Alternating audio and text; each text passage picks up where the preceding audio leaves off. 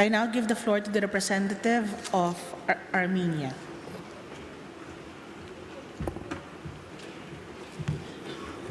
Thank you. Madam President, Excellencies, dear colleagues, ladies and gentlemen. Let me start by thanking the host country of Morocco for organization of this important event. Back in 2016 in New York, the UN General Assembly held a high-level meeting and adopted the declaration addressing the issues of large movements of refugees and migrants, which indicated the growing prominence of this issue on global agenda. Armenia strongly supports both the Global Compact on Migration and the Global Compact on Refugees. We also believe that the comprehensive refugee response framework can become an important guidance for further implementation of collective commitments towards the refugees.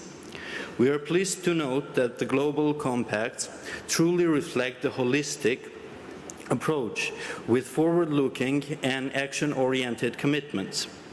They will enable us to strengthen international cooperation on protection, fight against trafficking in human beings, shared responsibility, and realization of the rights of every child and many other aspects.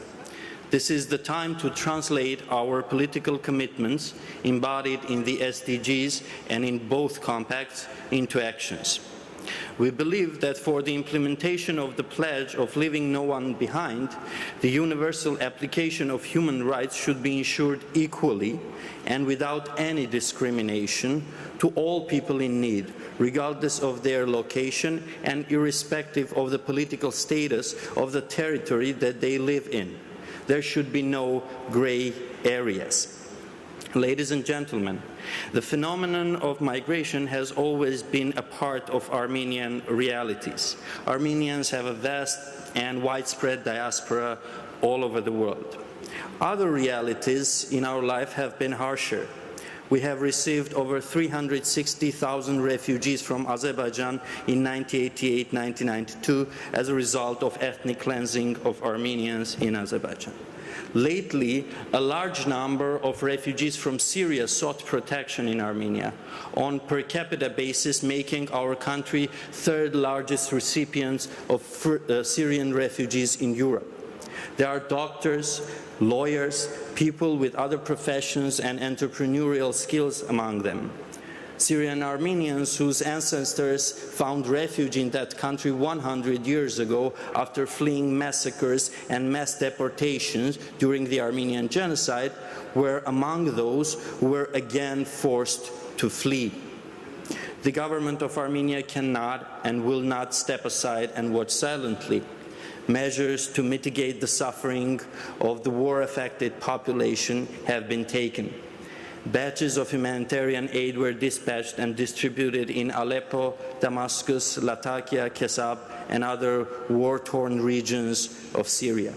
On the other hand, for those hosted in Armenia, integration efforts have been undertaken.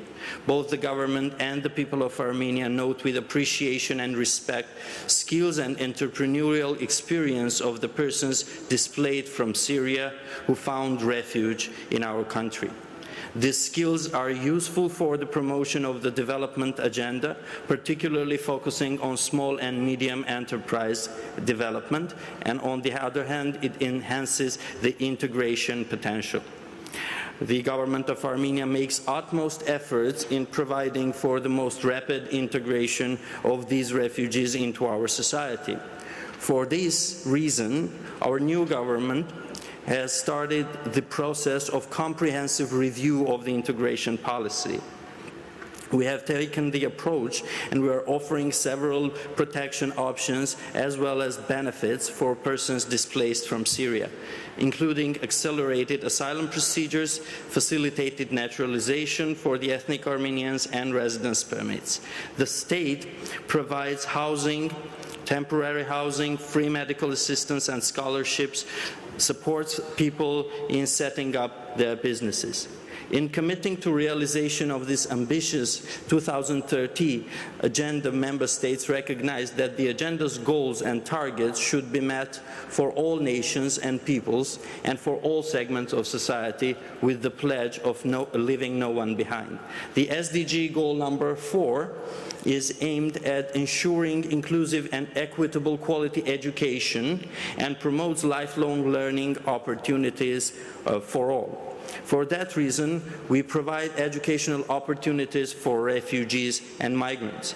SDG number 8 is to promote sustained, inclusive and sustainable economic growth, full and productive employment and decent work for all. Migrants in our society have been provided with job opportunities in different fields.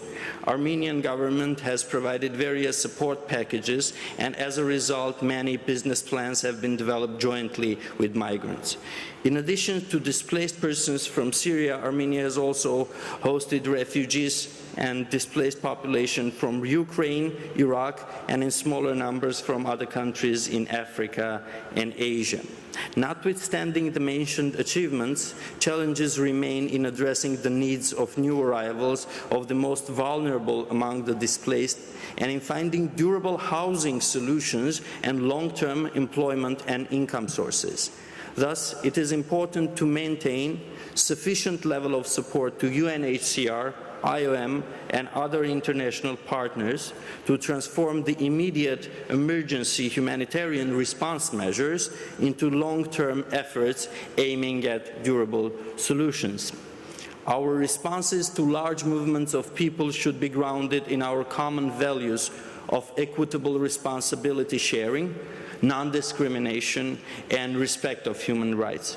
We also strongly believe that the plight of refugees and the humanitarian response in addressing challenges associated with unprecedented numbers of refugees and displaced persons should not become subject to political trade-offs and manipulations.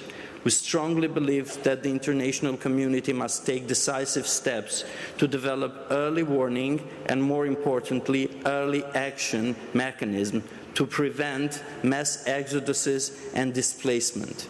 We believe not only in primary importance of early warning, but also in the need to address root causes of existing problems. I thank you.